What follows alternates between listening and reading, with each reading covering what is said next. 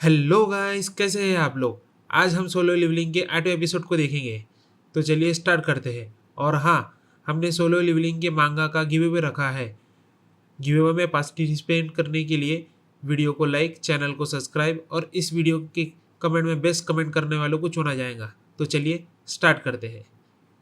तो जैसे कि हमने देखा था एपिसोड 7 में, सुहो डंजन में मॉन्स्टरों से लड़ता है कि तभी हंटर किम, जो कि तलवार के काबू में होता है, वहां आ जाता है और सुहो किम के बीच में फाइट शुरू होती है। अब आगे सुहो फाइट के लिए तैयार होता है और अपनी इन्वेंटरी से सारे वेपन्स निकालता है।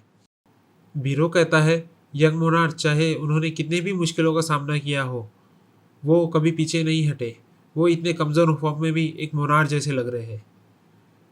बीरो सुहो से कहता है इसकी असली ताकत उस तलवार में है, अगर आप उसके हाथ काट देंगे तो वो चल नहीं पाएगा। फिर सुहो अपने शैडो सोल्जर को बाहर निकालता है और उसे किम पर हमला करने के लिए भेजता है। बीरो कहता है हम शैडो सोल्जर एक स्मोक की फॉर्म में होते हैं और आपके पास जब तक माना है हम तब तक रिकवर हो सकते हैं। आपको शैडो सोल्जर की पावर कैसी लगती है यंग मोनार्च। कि तभी किम कहता है क्या तुम जैसा घटिया इंसान शैडो मोनार्च की पावर इस्तेमाल कर सकता है। बीरो कहता है अरे छंडू की, इसकी तो तेरी हिम्मत कैसे हुई शैडो मोनार्च के खून को घटिया बोलने की। किम कहता है शैडो मोनार्च का खून, सोचा नहीं था हम यहाँ मिलेंगे। मैं शैडो मोनार्च का दुश्मन, मोनार्च ऑफ फैंग। कि तभी सुओ की तरफ भागता हुआ आगे बढ़ता है। सुओ अपनी शैडो अथॉरिटी से अपने सारे वेपन किम की तरफ हमला करता है, मगर किम सुओ के वेपन्स को एक एक करके तोड़कर आगे बढ़ता है और सुओ पर हमला कर देता है। अब सुहो और किम के बीच में फाइट शुरू होती है। ये किम कहता है क्या तुम एक चूहे की तरह भागते रहोगे। क्या शैडो मोनार्च एक कायर है जो कि अपने शैडो शोल्डर के पीछे छुपता है।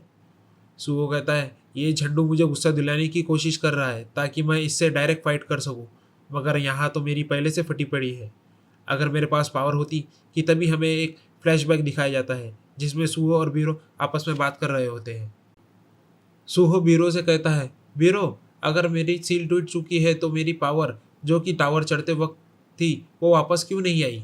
बीरो कहता है यंग मोनार्च, आपकी पावर तभी सील कर दी गई थी जब आप छोटे थे, इसलिए ये अच्छा होगा कि आप उस वक्त को याद करें जब आप टावर पे चढ़ते हुए वक्त पावरफुल थे।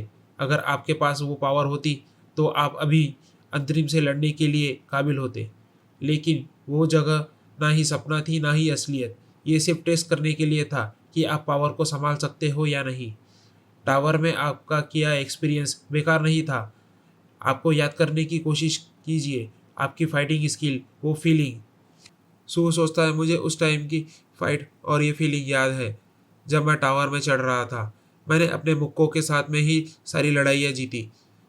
काश मेरे पास उस टाइम के जैसा एक गनलेट होता। कि तभी अचानक सुओ के दिमाग में एक आइडिया आता है। सुओ अपने शैडो शोल्डरों को बुलाता है और उन शैडो शोल्डर से एक गनलेट के रूप में आकार देता है।